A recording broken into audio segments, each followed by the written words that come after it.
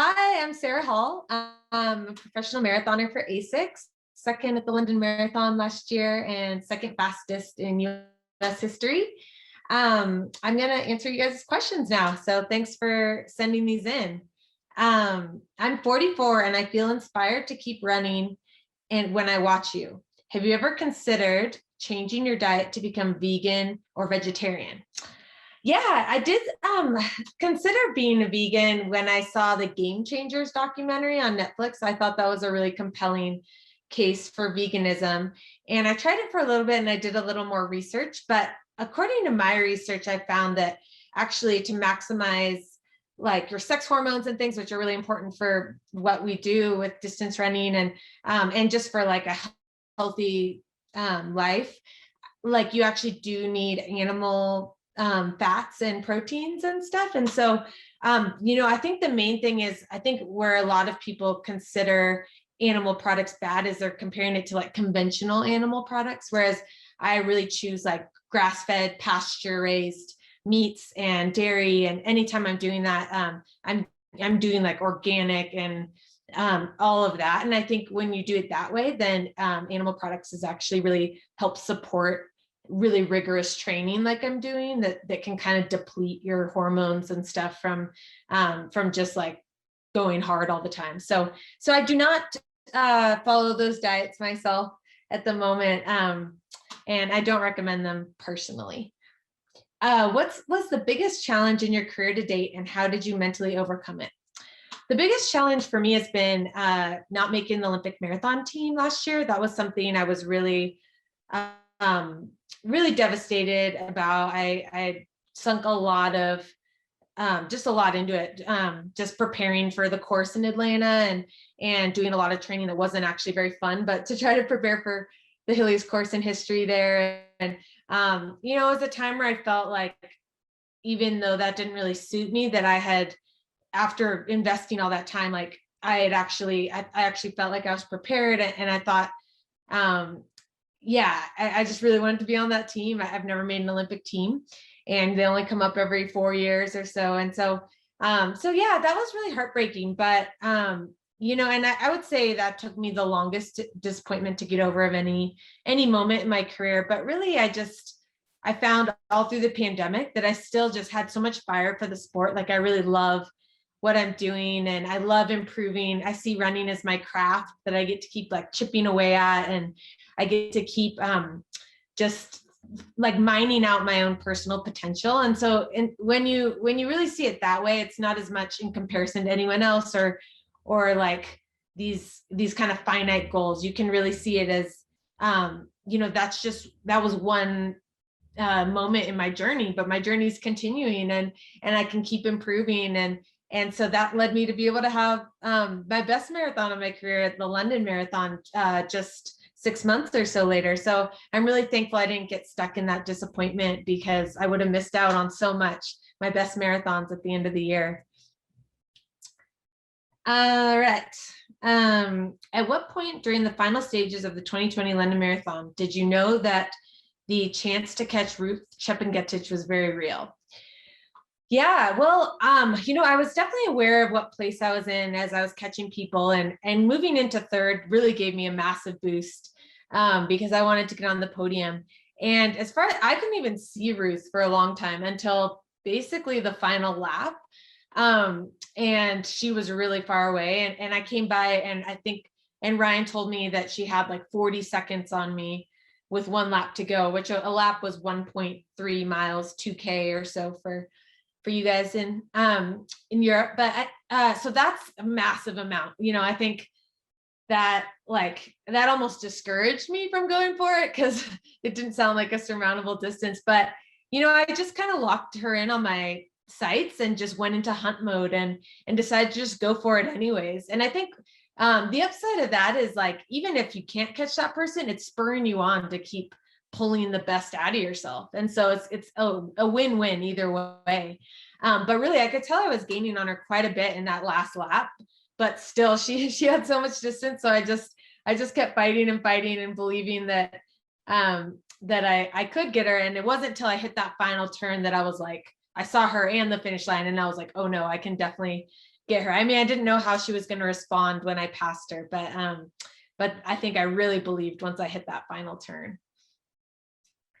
Where do I get my finishing kick from? Yeah, it's funny. You know, I'm actually a little bit more fast twitch naturally. I did genetic testing, and I definitely am like better with like power speed stuff. So I probably shouldn't have been a marathoner. I think I just loved running so much that I always ran a lot ever since I started back in 7th grade. I've done like a ton of mileage and kind of just been converting those muscle fibers over. But I think, you know, I was a middle distance runner for a long time. It wasn't that long ago. I was running 1500s and steeplechase. And so I think some of the speed comes from that, but also I think the kick it's a lot of just like confidence and muscle memory. You know, it's like when you've done it over and over again, it's like your body kind of knows what to do when you get to that point in the race, and you trust yourself. Like you trust you have another gear, and the confidence there, and the desire too. I think just like just wanting it, you know. So yeah, that's where I attribute the kick. What kind of marathon specific sections help you prepare best for London? Yeah, so London being a flat, fast course, you know, I mimicked that a lot in my training, and I also did a lot on loop courses because I knew it was going to be a 2K loop. And so that I was worried about it because you know, I'd never competed a marathon on a mile loop before, and definitely not without spectators. Like that just sounded like really boring and monotonous if you had to come up with like the recipe for the most like boring scenario. And so I definitely wanted to mentally prepare for that. So I did all my kind of hard tempos and some runs and even intervals on that loop that I created. But yeah, it was a lot of trying to run as close to marathon pace as possible, even at altitude. So I train at between 7,000 and 8,000 feet for those sessions. And I was trying to get down close to, you know, under 5:30 pace and stuff if I could. And, you know, I was averaging more like around 5:30 miles, but notching it down quite a bit at the end, which is what I did at London too. And so it's doing that in the context of being tired, right? So I mean, I think what I learned early in my career, I could nail those kind of workouts, but my legs I wasn't doing the same amount of like volume and overall volume of intensity that I do now. And so it wasn't really converting to the marathon because the marathon, you have to be able to do those 16 miles, like when you're tired at the end. And so that, I think that's been the biggest difference is kind of the overall volume I've been able to handle. And I try to take no more than 2 easy days between hard efforts, sometimes just one. I'm constantly listening to my body and just trying to stress it the most amount that I can without it breaking, you know, which you don't really know where that line is. But yeah, that's kind of, I had a great build up to London doing that and doing the most volume I've ever done, as well as the fastest tempo. So it was a good recipe for a PR day. Let's see. Will I be returning to London? What did I make of London as a city? And did she celebrate her podium with fish and chips? So I will be running the Chicago Marathon this fall, but I would love to be coming back to London in April. We'll see. I haven't decided on my spring marathon yet, but it was a hard decision to not come back to London this fall, just after having such a good experience last year. And you know what? We actually didn't get to go anywhere besides the hotel because of COVID. They had us very bubbled at the hotel. We landed in Heathrow, went straight there, never left except the morning of the race, went to the race, came straight back to the hotel, and we didn't step foot on English soil anywhere. And but I've actually spent a good amount of time in London before. Ryan has run the London Marathon multiple times. They were probably his best marathons. It was his very first marathon. And he ran 2:06 there as well. And so we have a lot of really great memories of the real London Marathon. And that's what I want to come back to experience, like the crowds all along the course and Tower Bridge and all of that. I've gotten to run that one time before and really loved it. And I did not get fish and chips because we were in the hotel eating, you know, the same race food, but London Marathon took really good care of us. So eternal gratitude to them for everything, for pulling off that race in the middle of COVID, which was amazing. And they did an incredible job thinking through every single detail. But yeah, hopefully I can be back April or soon to experience the real thing. How can we learn more about your foundation and how it connects with the running community? And how does it play an active role in helping eliminate poverty? Yeah, so I forgot to mention that my husband and I started the Hall Steps Foundation back in 2009. And really it was because that was what I thought I would do instead of running. Like, I'm really passionate about international development and just seeing poverty outside the US borders. My sister does malaria research, and so she's been in Africa for a long time. And when you see the poverty there and just people dying of starvation and disease and all these issues, like it marks you for your life. Like you're just never the same, and you can't not do anything about it. And so I always wanted to go into international development work, but I felt like I could do more through my running than I could doing the work myself. And that's been the case with our charity. And we've funded a number of things. We're trying to find ways to really empower people, because we found that they want to provide for their own families. Like they want to work, like they want to be able to like send their kids to school. And so it's not as much looking for a handout, but we do a lot of micro lending so that women can start a small business and that they can provide for their own family. They can help send their kids to school and give them a better life. And so that's a lot of what we do is micro lending in East Africa. But we've also built a hospital in Kenya and Mozambique. And that is always really needed, obviously, like good medical care. And recently we're partnering in Ethiopia. Everything is focused mostly on Ethiopia now because of our 4 daughters we adopted from Ethiopia. We recently funded a home for homeless youth, specifically girls, because there's over 60,000 homeless youth living on the streets in Addis Ababa, the capital city alone. And so and our kids could have been those kids. And so I think it hits really close to home. And so actually through the London Marathon last year, I fundraised for this girls' home. And it's amazing to hear the stories of the horrific like backgrounds that these girls are coming out of that led to them being on the streets. But now this new life they have where they can be educated, they can learn a trade, they can have a better life and support. And so that's the kind of stuff we're investing in right now. You can check us out at thestepsfoundation.org.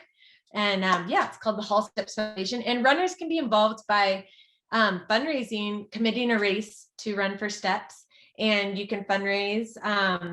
And we would love to have you do that. We've had teams at different marathons at times, which has been awesome.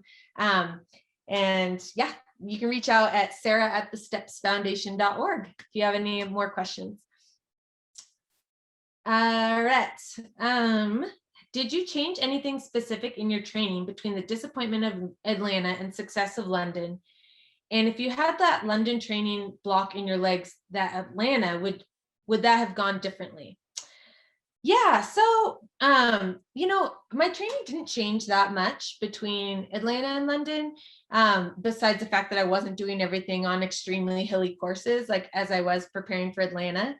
The main difference between how the race in Atlanta went and how the race in London went were 2 things. Obviously the course. Atlanta was the hilliest marathon course in history, and that was brutal. Like it just thrashed my legs out there. And the marathon is just as much about kind of like pounding and dealing with that pounding. I mean, I just ran those hills last weekend at the Peachtree 10K, and it's fine when you're doing them for 10K, but it's like the pounding of it over the course of a whole marathon, like really added up. And another kind of part of that was I didn't have a super shoe for that race. Like I had a very thin shoe. It didn't have like bouncy foam or carbon plate or anything. And that would have really helped to absorb the impact of all those downhills. And so that was kind of unfortunate because it was definitely an uneven playing field when it came to shoes that day. And as well as just like a really extreme course that like none of us had ever experienced something like that before. So I did everything I could to try to prepare for it. But at the end of the day, that wasn't really my thing. And so yeah, it was pretty crushing, but I was really thankful to have London, where one, I was on an even playing field when it came to shoes, but also just an honest course that I could really see where I was at and see those fitness gains realized in the race, which is nice. All right. How do you feel about not being in Tokyo for the Olympics? Yeah, it's hard, definitely Team USA just keeps getting better and better. And it's definitely the hardest team to make. And the track, I went for the track and tried to qualify in the 10,000. And that was a bit of a long shot because I hadn't run a track race in 5 years or even trained for the track in longer than that. But I was, I just gave it a shot. I really committed to it and did everything I could. I ended up 6th, which I was pretty proud of on the day. We had another extreme day out there. It was ridiculously hot out on the track, and that's also not really my thing. So unfortunately, yeah, I was, and also all the 5K team had doubled back. And so if they hadn't doubled back, I would have been 3rd. And so in that way, I was kind of close to making the team. But so I was proud of that, just because it took a lot of courage just to even try to qualify on the track when like, I don't love the track like I love the roads, and I hadn't even been doing it. And US distance running on the track is ridiculously deep. And so it felt like a long shot. And then on top of that, I got COVID last winter, and that just derailed my training for months. Like, it took me a really long time to feel like myself again. And so all that considered, yeah, I'm proud of that race, but definitely disappointed to be watching the Olympics on TV again. I really felt like this time around in the marathon was my chance. But you know what, thankfully, my body is still absorbing this training at 38 better than I ever have. And so our Olympic trials for Paris will be in 2.5 years. So that's not that far away. So I'm trying to just encourage myself to do everything I can, obviously, to just be in the moment and continue improving, but that maybe it's not the end of the story for me as far as the Olympics. Any chance you can get Ryan to return to running? Man, I tried that. Ryan had some thoughts of returning to running competitively in his retirement, and I think he could have. But Ryan is very, very extreme and very, like, whatever he's in, he's like really into. And so that was running for a long time, but now has transitioned to weightlifting, and he approaches it with the same like intense extreme passion that he brought to running. And so he's very happy doing that now. Unfortunately, I would love if he could just like do some more easy running with me and stuff, but no luck. It's usually on the bike these days, unfortunately. How does Sara keep going in races even when things don't quite work how she might have liked? Yeah, I don't know if you mean in the like race itself or just in my career in general, but yeah, I think it's hard in the race itself. Like, for instance, the Olympic trials 10K I just ran, where I started falling off of those top 3, and you're trying to tell yourself all the positive things. And I think that's really key, is in practice, really practicing self-talk. Like, what happens when you're starting to have a bad workout? Like, what are you telling yourself to keep yourself in it? Like, and I think I've gotten really good at that. Of even when I was out there on the track, I was just like, you're doing great. They're going to come back to you. Like, all those things, even though like they didn't come back to me, and they probably were not, like you just get kind of good at like lying to yourself and encouraging yourself. And then in my career in general, I think what helps me keep going is, I think, and it's a number of things, like kind of what I talked about before, just loving the process, like loving improving and focusing on, just mining out your own potential. But also, like, I've seen the influence on my kids. Like, I get to model to them so much of what I want to instill in them character-wise through my running. Like, they watch me pick myself up after Atlanta, like, and keep going through a pandemic and train with all that uncertainty of like not knowing if I was ever going to get to race for years. And but just working hard every day, like doing what I could. And then having that rewarded in London and running the second fastest marathon in US history.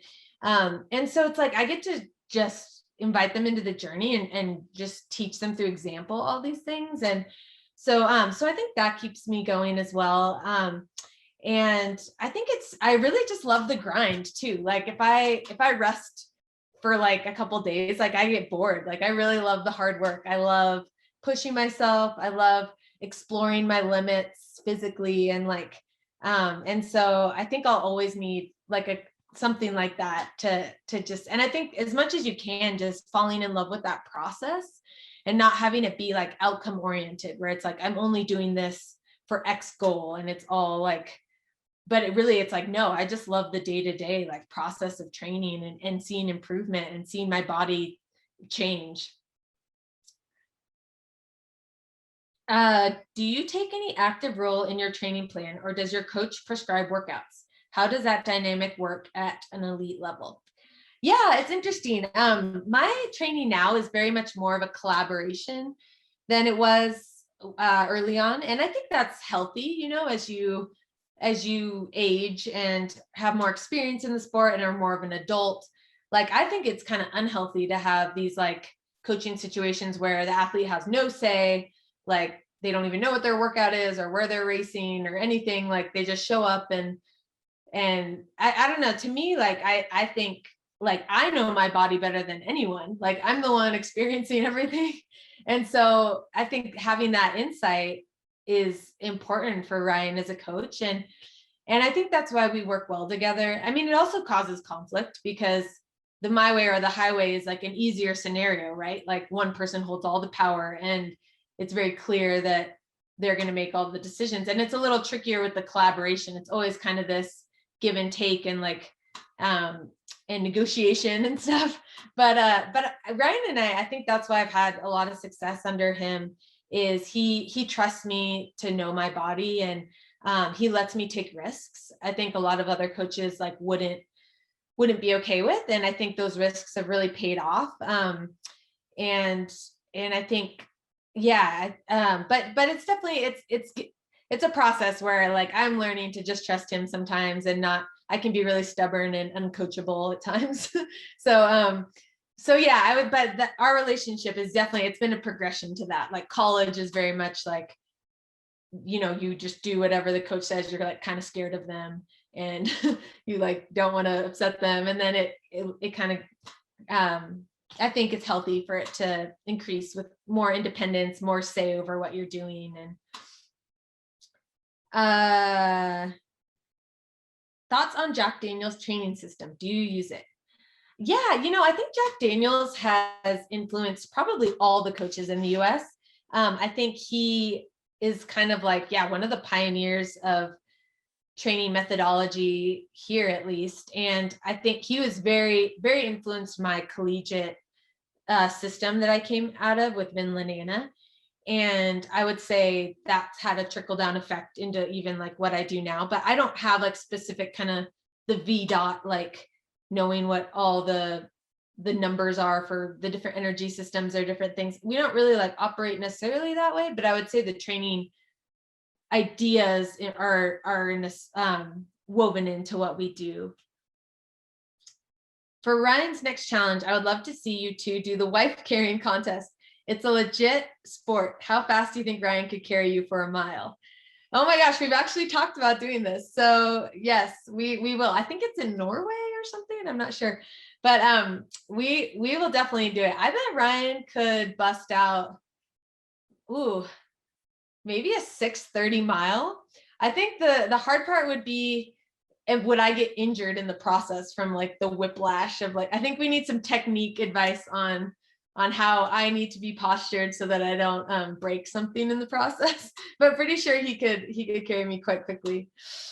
Well, that's all the questions. Thanks, guys. Those were great questions. Hope you enjoyed this. And yeah, we'll see you soon.